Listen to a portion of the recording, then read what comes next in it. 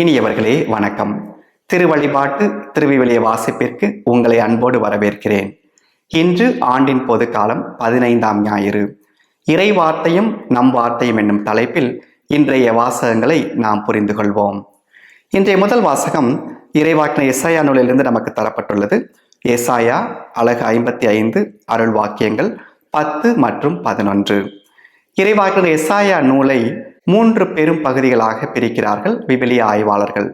முதல் ஏசாயா, 2ஆம் ஏசாயா, 3ஆம் ஏசாயா. இன்று நாம் வாசிக்கக்கூடிய இந்த பகுதி 2ஆம் ஏசாயா என்னும் பெரும் பகுதியிலிருந்து எடுக்கப்பட்டுள்ளது. இந்த 2ஆம் ஏசாயா யார் என்றால், இவர் எங்கே இறைவாக்கு உரைக்கிறார் என்றால் பாபிலோனியாவில் இறைவாக்கு உரைக்கின்றார். கிமு 587ஆம் ஆண்டு நெபுகத்நேசர் ஆட்சி காலத்தில் தெற்கு உள்ள யூதா நாட்டிலிருந்து இஸ்ராயல் மக்கள் அடிமைகளாக பாபிலோனியாவிற்கு நாடு கடத்தப்படுகிறார்கள். அவர்கள் நடுவே இறைவாக்கு உரைக்கக்கூடிய எசாயா இஸ்ராயல் மக்கள் மீண்டும் தங்களுடைய நாடு திரும்புவார்கள் என்ற எதிர்நோக்கை, நம்பிக்கையை தருகின்றார். இந்த எதிர்நோக்கின் செய்தி அவர்கள் கேட்கும் போது அவர்களுக்கு ஓர் ஐயம் வருகின்றது. என்ன ஐயம் என்றால், ஆண்டவராகிய கடவுள் தம்முடைய வார்த்தையை செயல்படுத்துவாரா? இந்த வாக்குறுதி வெறும் வெற்று வாக்குறுதியாக மாறிவிடுமா? இதற்கு பதில் சொல்லக்கூடிய அளவில்தான் எசாயா கூறக்கூடிய வார்த்தைகள். மழையும் பனியும் வானத்திலிருந்து இறங்கி வருகின்றன.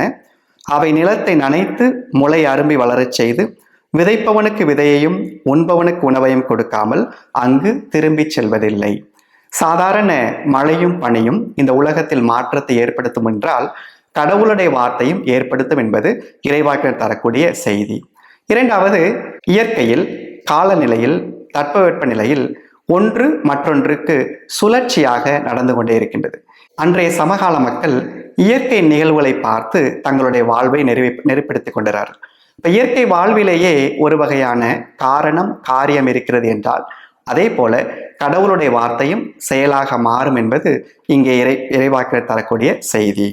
அடுத்ததாக, அதை வெற்றிகரமாக நிறைவேற்றாமல் வெறுமையாய் என்னிடம் திரும்பி வருவதில்லை. அன்றைய காலகட்டத்தில் அரசர்களுடைய வார்த்தை வெற்றியின் வார்த்தையாக கருதப்பட்டது. அரசர் ஒன்றை சொன்னார் என்றால் அதை செய்து முடிப்பார். இன்னைக்கு நாம வைத்திருப்பது போல எழுத்து வழக்கம் அங்கு இல்லை, பேச்சு மட்டும்தான். அப்ப பேச்சு செயலாக மாறவில்லை என்றால் வெற்று பேச்சாக கருதப்பட்டது.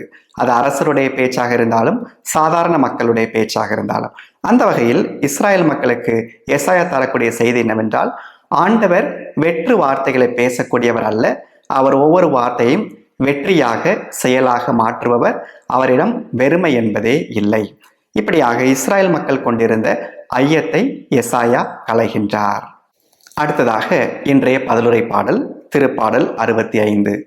குழும திருப்பாடல் என்று சொல்லப்படக்கூடிய இந்த பாடல் தாவீதுக்கு உரியது என்று வழங்கப்பட்டுள்ளது. இந்த பாடலில் தாவீது அரசர் இஸ்ராயல் மக்கள் பெறக்கூடிய விவசாயம் சார்ந்த வெற்றியை, அதாவது அவர்கள் பெறக்கூடிய அறுவடை, அவர்கள் பெறக்கூடிய நிறைவை எடுத்துரைக்கின்றார்.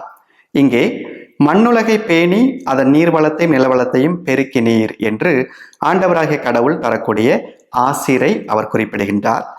நீர் அவற்றை இவ்வாறு விளையச் செய்துள்ளீர். தானியங்களை விளையச் செய்துள்ளீர். படைசால்களில் தண்ணீர் நிறைந்தோடச் செய்தீர்.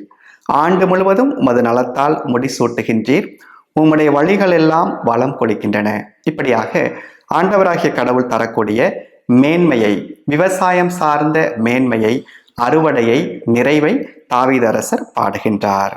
அடுத்ததாக 2ஆம் வாசகம் பவுல் ரோமேருக்கு எழுதக்கூடிய திருமடல் அலகு 8, அருள் வாக்கியங்கள் 18 முதல் 23. இக்காலத்தில் நாம் படும் துன்பங்கள் எதிர்காலத்தில் நமக்காக வெளிப்பட போகிற மாட்சியோடு ஒப்பிட தகுதியற்றவை. இங்கே நாம் படும் துன்பங்கள் என்பதை இந்த ரோமை திருச்சபை படக்கூடிய துன்பங்கள் என்று எடுத்துக்கொள்ளலாம், அல்லது பாவத்தால் ஒட்டுமொத்த மானுடமும் அடையக்கூடிய துன்பம், இறப்பு, இது என்று நாம் எடுத்துக்கொள்ளலாம். இது நமக்கு வெளிப்பட போகிற மாட்சியோடு ஒப்பிட தகுதியற்றவை என்று பவுல் இதை ஒப்பிட சொல்கிறார். தொடர்ந்து வரக்கூடிய பகுதியில் படைப்பு எதிர்நோக்கை இழந்த நிலையில் இல்லை என்று சொல்லி எதிர்நோக்கை நாம் பெற்றிருக்க வேண்டும் என்பது அவருடைய அழைப்பு. அடுத்ததாக, படைப்பு அனைத்தும் ஒருங்கே பேறுகால வேதனையுற்று தவிக்கின்றது. மிக அழகான உருவகத்தை இங்கே பவுல் பயன்படுத்துகின்றார். பேறுகால வேதனை, ஒரு பெண் குழந்தையை பெற்றெடுக்கக்கூடிய இந்த நிகழ்வு பேறுகால வேதனை. அந்த பேறுகால வேதனை அந்த பெண்ணுக்கு துன்பம் தருவதாக இருக்கின்றது. ஆனால் அந்த பேறுகால வேதனை வழியாக அவர் பெற்றெடுக்கக்கூடிய அந்த பிள்ளை, அந்த குழந்தை அவருக்கு மகிழ்ச்சியை தருகின்றது. அப்போ தன்னுடைய வழியை மறந்து அவர் மகிழ்ச்சியை காண்கின்றார், அல்லது மகிழ்ச்சியை கண்டவுடன் அவருடைய வழி மறைந்து விடுகிறது. அதே போலத்தான் இந்த உலகத்தில், இந்த பாவம் நிறைந்த உலகத்தில் பவுலை பொறுத்தவரையில் நாம் இங்கே இருக்கும் போது அதிலிருந்து வெளிவருவதற்கு நாம் முயற்சி செய்து கொண்டிருக்கின்றோம். அந்த வெளிவரக்கூடிய முயற்சி, எதிர்நோக்கு கொள்ளக்கூடிய முயற்சி தான் பேறுகால வேதனை.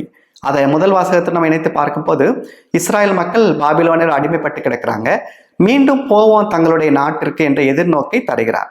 அப்ப அந்த எதிர்நோக்கை அவர்கள் வைத்திருக்கணும், அது ஒரு பேறுகால வழி. ஏனென்றால் அவர்கள் அனுபவிப்பது எல்லாமே துன்பம். அந்த துன்பத்திலிருந்து எப்படி மாற்றி வரும் என்று அவர்கள் ஐயம் கொள்கிறார்கள். அதைத்தான் இங்கே பவுல் எப்படி குறிப்பிடுகிறார் என்றால், அந்த எதிர்நோக்கு ஒருபோதும் நமக்கு ஏமாற்றம் தராது. இப்ப பவுலுடைய இந்த உருவகத்தை நம்முடைய வாழ்க்கையில் நம்ம பொருத்தி பார்க்க வேண்டும் என்றால், நம்ம செய்யக்கூடிய ஒவ்வொரு செயலுமே ஒரு பேறுகால வேதனை தான். காலையில நம்ம காலையில எந்திரிக்கிறது கூட ஒரு பேறுகால வேதனை தான். ஆனால் எந்திரித்த பிற்பாடு நம்ம வாழ்க்கையில நாம செய்யக்கூடிய மாற்றங்கள், செயல்கள், வேலைகள், நாம சந்திக்கக்கூடிய நபர்கள் ஒரு வாழ்க்கையில மகிழ்ச்சியை, மாட்சியை கொண்டு வருகிறார். அப்போ ஒவ்வொரு கட்டமாக நாம் பேறுகால வேதனை வழியாகத்தான் மாட்சிக்குள் நுழைந்து கொண்டிருக்கின்றோம். அப்போ நம்முடைய வாழ்க்கையில ஏற்படக்கூடிய துன்பங்களை ஒரு பேறுகால வேதனை என்று நாம் நினைத்து பார்த்தோம் என்றால் நாம் எதிர்நோக்கு கொள்ள முடியும். ஏனென்றால் இந்த வேதனை மறைந்துவிடும், வலி மறைந்துவிடும், மகிழ்ச்சி அல்லது மாட்சி பிறக்கும். கடைசியாக நற்செய்தி வாசகம், மத்தேயு நற்செய்தி அலகு 13, அருள் வாக்கியங்கள் 1 முதல் 23. ஆண்டவராகிய இயேசுவுடைய உவமை பொழிவு இங்கே தொடங்குகின்றது. விதைப்பவர் ஒருவர் விதைக்க சென்றார். இதுதான் நற்செய்தியுடைய மைய கருத்தாக நமக்கு கொடுக்கப்பட்டுள்ளது. இன்றைய நற்செய்தி வாசகம் 3 பகுதிகளாக அமைந்துள்ளது.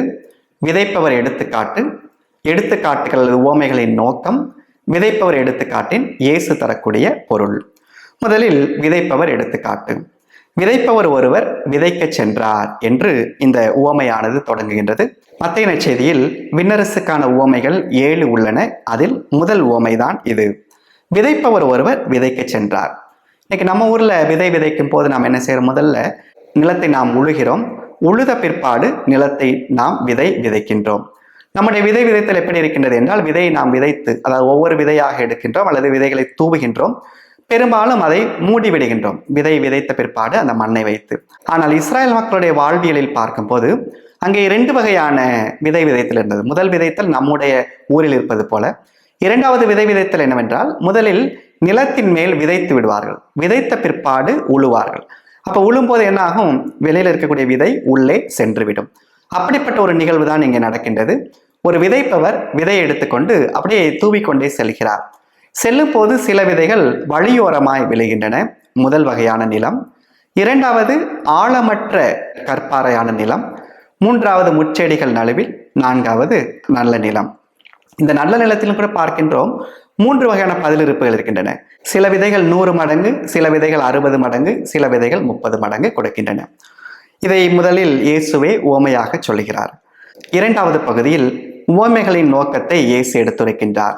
உவமையின் நோக்கம் என்பது முதலில் காண முடியாத விண்ணரசின் மறைபொருளை காணக்கூடிய பொருட்கள் வழியாக புரிந்து கொள்வது.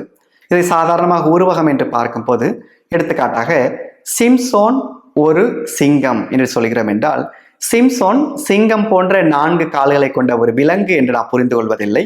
சிங்கத்தை போல வலிமை உடையவர் என்று புரிந்து கொள்கிறோம். சிம்சோனின் வலிமையை புரிந்து கொள்வதற்கு சிங்கத்துடைய வலிமையை நாம் எடுத்துக்கொள்கிறோம்.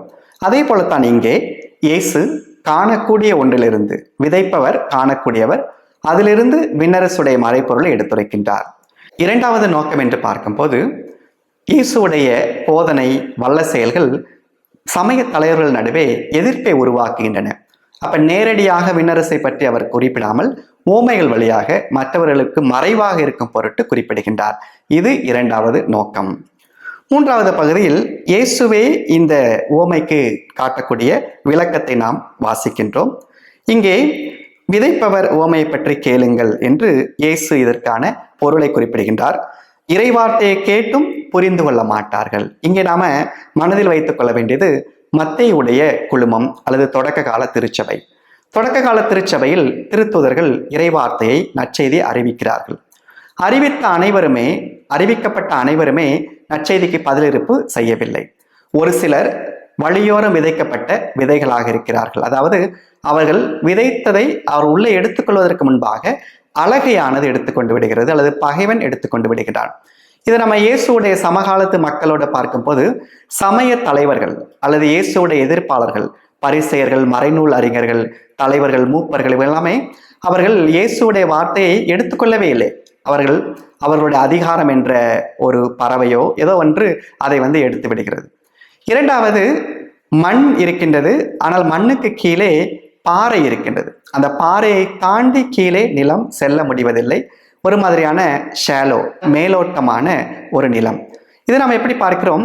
இயேசுவுடைய பணியால் பயன்பெற்ற நபர்கள், இயேசுவிடம் நிறைய வல்ல செயல்கள் செய்கிறார், அந்த வல்ல செயல்கள் பயன்பெறுகிறார்கள் மக்கள். ஆனால் அந்த பயன் பெற்றவர்கள் எல்லாமே சீடர்களாக மாறினார்கள் என்றால் இல்லை. அப்ப இயேசு மேல் நம்பிக்கை வைக்கிறாங்க, வல்ல செயல் நடக்கிறது, அதோடு அவருடைய வாழ்க்கை முடிந்து விடுகிறது. மூன்றாவது எப்படிப்பட்ட நபர் என்றால், முச்செடிகள் நடுவே விழுந்த விதை.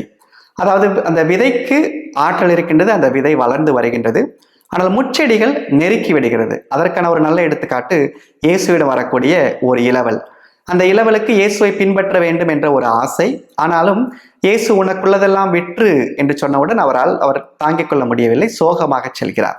அப்ப அவருடைய செல்வம் என்பது சீடத்துவத்தை நெருக்கி விடுகிறது. ஆனால் கடைசியாக உள்ள நபர், அந்த நிலம், கடைசியாக உள்ள நிலம் என்று பார்க்கும்போது நல்ல நிலம். அவர்கள் கனி தருகிறார்கள், அன்னை கன்னிமரியா போல, யோசேப்பு போல, திருத்துதர்கள் போல. இங்கேயும் பார்க்கின்றோம் 3 வகையான கனி தருதல்: 100 மடங்கு, 60 மடங்கு, 30 மடங்கு. இதை நாம் எப்படி புரிந்து கொள்கிறேன் என்றால், 30 மடங்கு என்பது நான் என்னுடைய வாழ்க்கையில் என்னுடைய செயலால் கனி தருவது, 60 மடங்கு என்பது என்னுடைய சூழல் நன்றாக இருக்கும் போது கனி தருவது, 100 மடங்கு என்பது கடவுள் என்னோடு இருக்கும் போது கனி தருவது. அதைத்தான் நம்ம லூக்கா நற்செய்தியில் பார்க்கிறோம். இந்த எடுத்துக்காட்டை பதிவு செய்யக்கூடிய லூக்கா 100 மடங்கு என்று மட்டும்தான் பதிவு செய்கிறார். 100, 60, 30 என்று அவர் எழுதவில்லை. அப்ப இறைவார்த்தைக்கு பதிலிருப்பு என்பது லூக்காவை பொறுத்தவரையில் முழுமையாக இருக்க வேண்டும், அல்லது இல்லாமல் இருக்க வேண்டும்.